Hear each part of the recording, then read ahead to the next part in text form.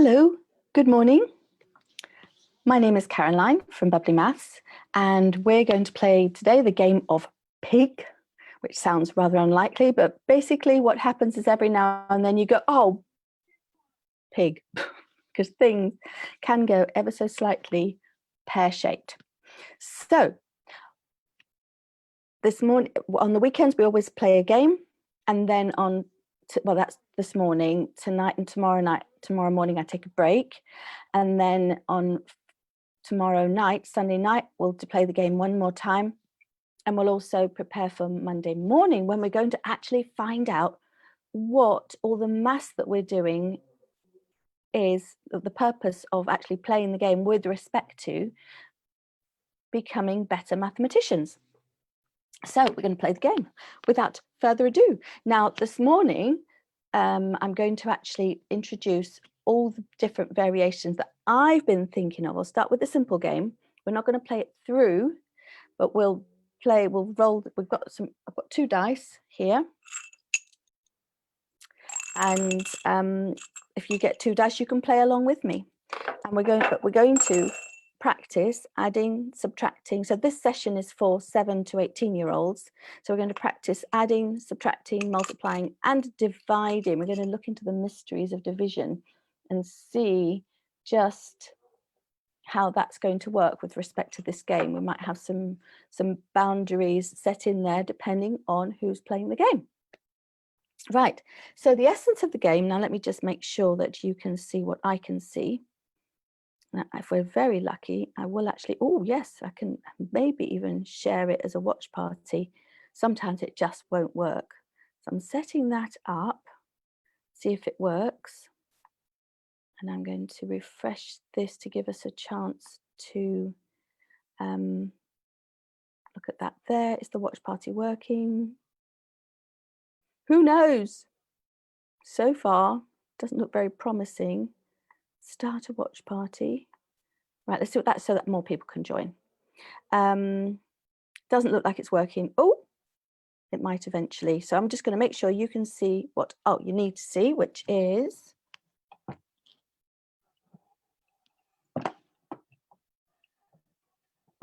the other way. All right, you know what? Turn the camera. Oh my goodness. Okay, let's bring it further over this way. There we go. Hooray, we can all see what we need. I've got me and you. We're going to roll the dice. This is our temporary box that we keep our temporary score in. This is what we put in the bank. And the essence of the game is if you've got two dice, if you roll a 1, I've just rolled a double 6. You can play it. If you roll a double, you can roll again, but either way, you get to roll again anyway. So it doesn't really matter on that front. You can create your own variations of the rules, and please do share the ideas that you've had, because this is a very flexible game. There's a whole lot you can do with it. So the first iteration of the game is very, very simple. We're just rolling and adding. So I just threw a double 6. I'm going to give that to you since you're the guest. So you rolled a double 6. Which means we just add those for now. We're just adding those together. In fact, we could even just add a little plus sign there, because that's what we're doing with this one. And so you've got 12 in the box, not in the bank. It's still your go. Now you can decide. So it's how likely is it that you'll throw a 1 in the next deal? If you throw a 1, you lose everything in the box. If you had something in the bank, you wouldn't lose that, but you lose what's in the box, and then it's my turn. If you throw a double 1, now how likely is that? Then you lose everything in the bank. You go back to 0, start all over again. Just FYI. So are you going to roll again? Yeah? You're going to roll again? Oh, okay, let's have a go. Ooh, phew. Okay, I feel very responsible since I'm doing the rolling for you. So you've got a 5 and a 4. Hooray.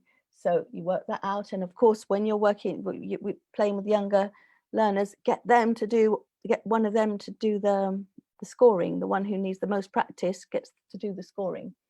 So that gives you a total of 21. I'm stopping for you there. That's 21 in the bank, and you're done with that roll. Now it's my turn. Oh, a 5 and a 4, that's good. 5 plus 4, and that's 9 in my box. I'm going to roll again as well. Oh, a 4 and a 4. Okay.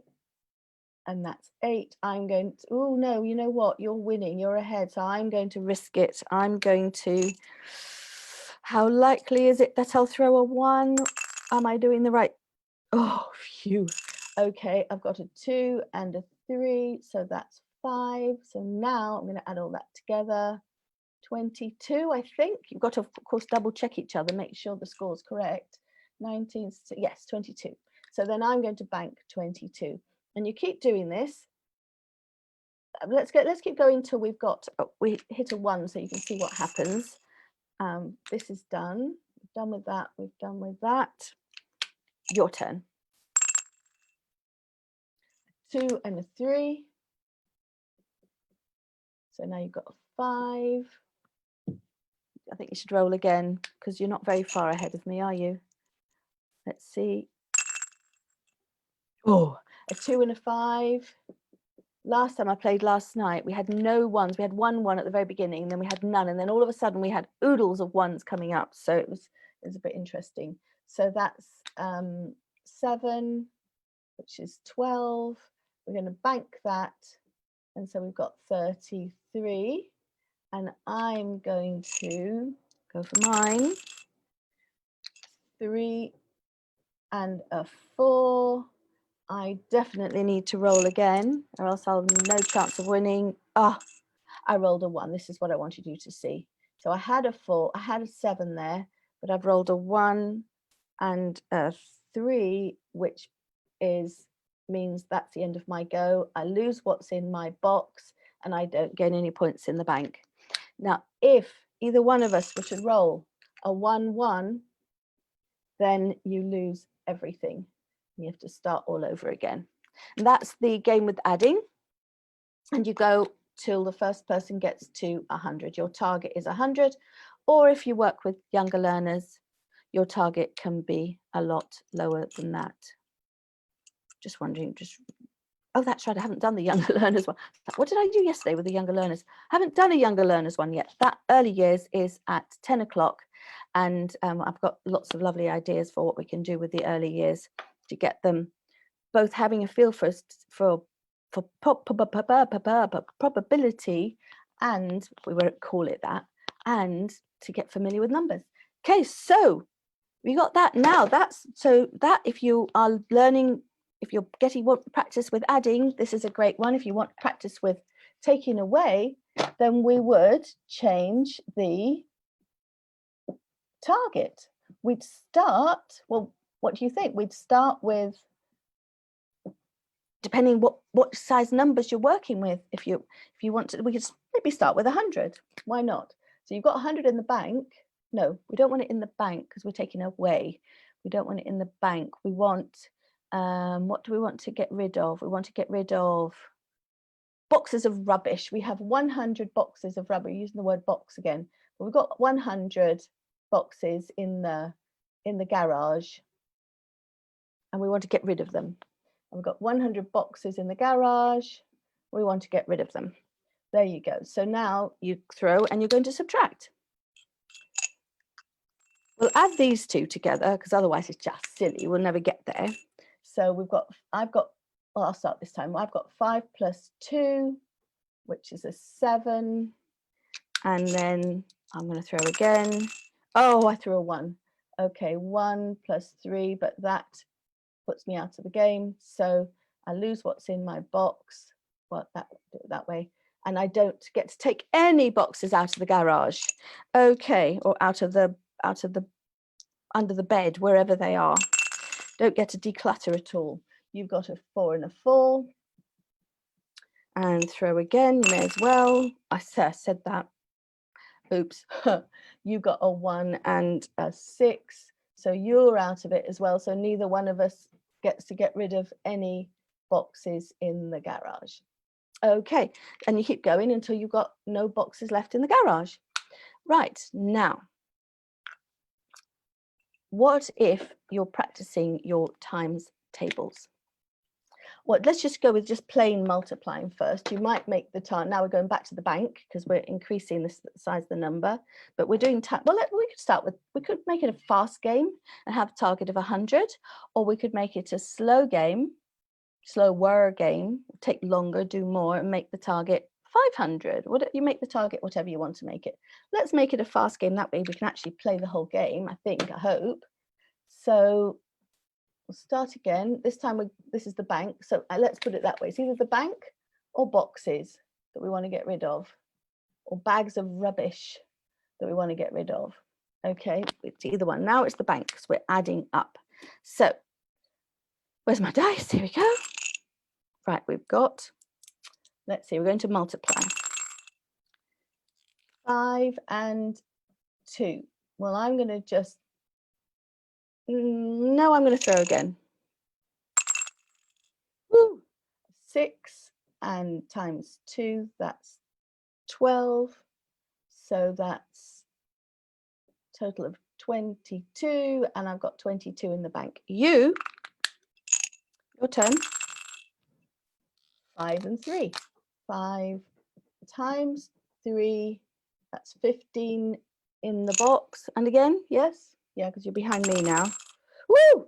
Ooh, this could be this could go pear-shaped for me very quickly. 5 times 5 is 25, making your total 40. You got 40 in the bank. I think we can get to 100 quite quickly here.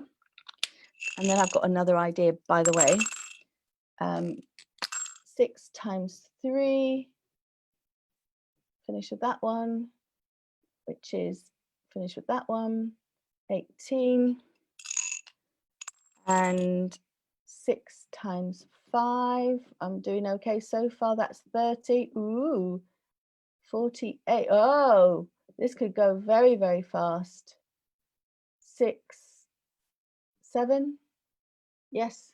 And now your turn. Oh my goodness, you've got some catching up to do. Ooh, I'm not going to show you that. That was a 1. I'll keep that one. That was my throw, okay? Let's just, that was a 1. So that means that it's my turn again, which kind of makes me win. So just to make it a bit more interesting, 3 times 5, 15. Shh, don't tell anyone I just threw another 1. 2 times 2, that's not very interesting, but it's still your go. Should we go one more time? Because I mean, how likely is it that that's not counted? We're finished with that. How likely is it that you're going to throw a 1? We've already thrown 2 1s during your turn, which you just ignored. So, oh, that's better. 5 times 6. So now you've got 30. So let's see what you've got. 9, 49. Ooh, right. That's really helpful. You better hope I don't throw very big numbers now. Oh, oh dear. Oh dear, dear, dear. I'm glad this is my throw and not yours. Hold on. That's it. All my points are gone. I've got to start all over again. Bam, bam, bam, bam, bam. Okay, so I think there's a pretty good chance, and now it's your go on top of it. So I think there's a pretty good chance. How likely is it that you throw a double 1 as well? And you've got a 5 and a 4. Whoopsie. 5 times 4. Scratch that so we know we've done it. We've done that. 20. Add 20 to 89, and that you have won the game. So that's multiplying. And if you want to, if you're practicing your multiplications up to 10 or 12, if you can get a D10, or you can make a spinner as well, and I'll be showing you all of this on Monday morning, and you can always watch the replay. Then you can, but if you don't have a D12, you can do a D12. You can do it up to the 12 times table. And even if you don't have to learn up to the 12 times table, you can just work it out. So you can just throw 2 dice twice. So instead of, if you want to be doing practicing your larger multiplications,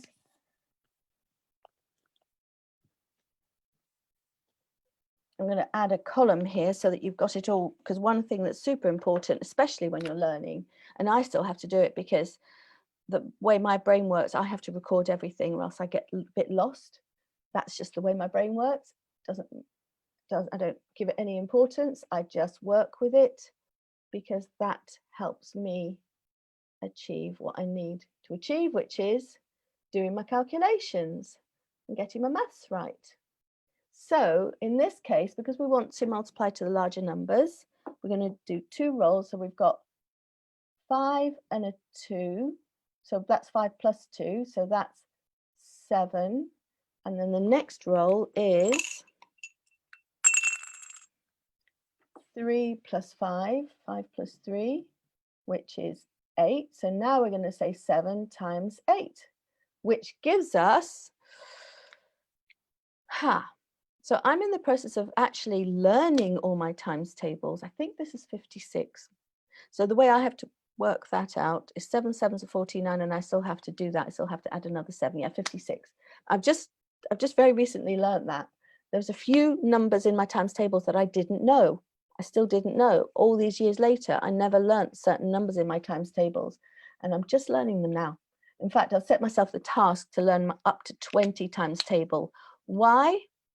Because I'm finding it very interesting. I'm finding the connections, because a lot of these numbers are then doubled. Once you get to a certain point, all you have to do is double the one from the previous times table, or not necessarily.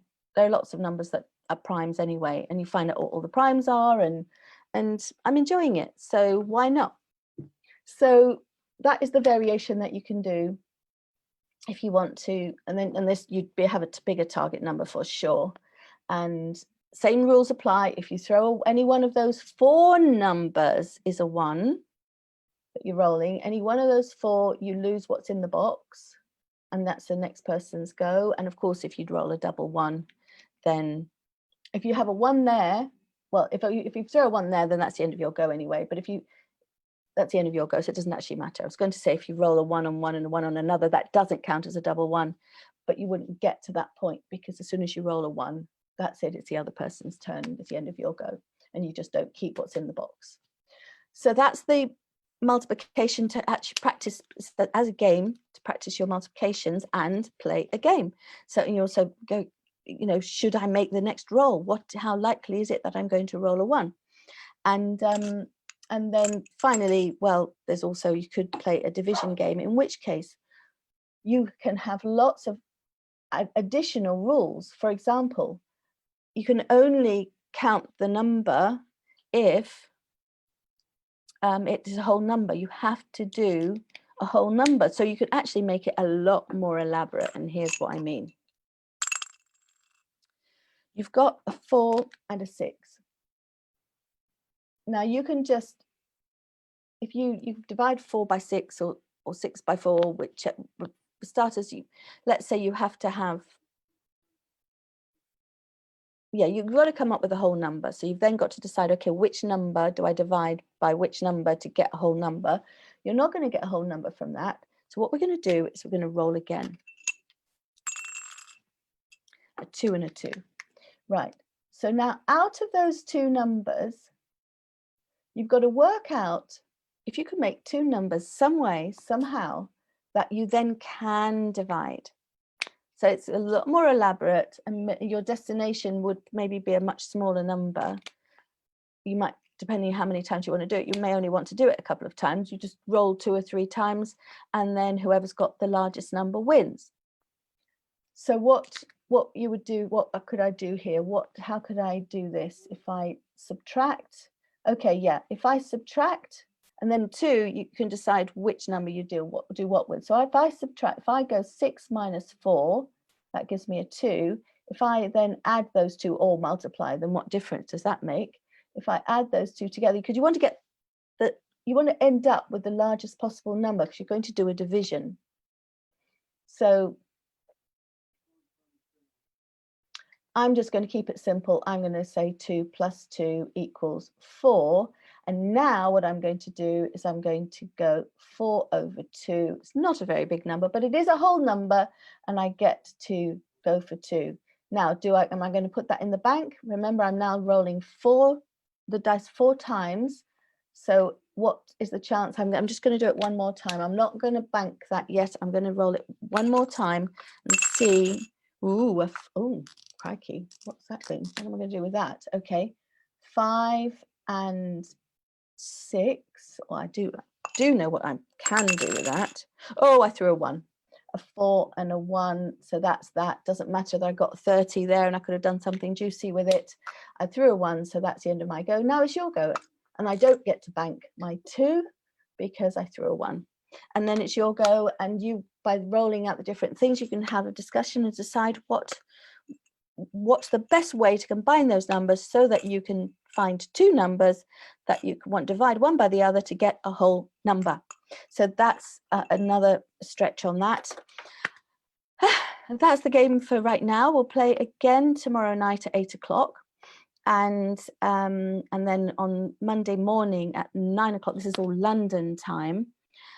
Of course, it's available on the replay.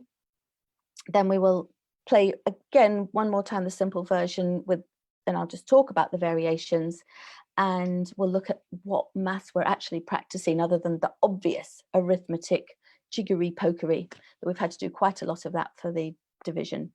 So if you are enjoying these lives, please do share them with other people. Go, and if you've just joined the group, welcome. Go and look at the other videos. Just click on the video. If you're on your side, then it's on the left. It's on the left. If you click on videos, you'll see it doesn't actually give you the titles, unfortunately, but we've worked on putting pictures so that you get some idea of what's happening in the session. And then also there's the Aiming High website, which I think I forgot to put a link to this time, but I'll put it in one of in the description. And if you are on, and please tell other people about it. Please put a post on Facebook to let people know what you think about the group, and encourage people to join it if you think it would be of help to them. And we're now doing this every single day.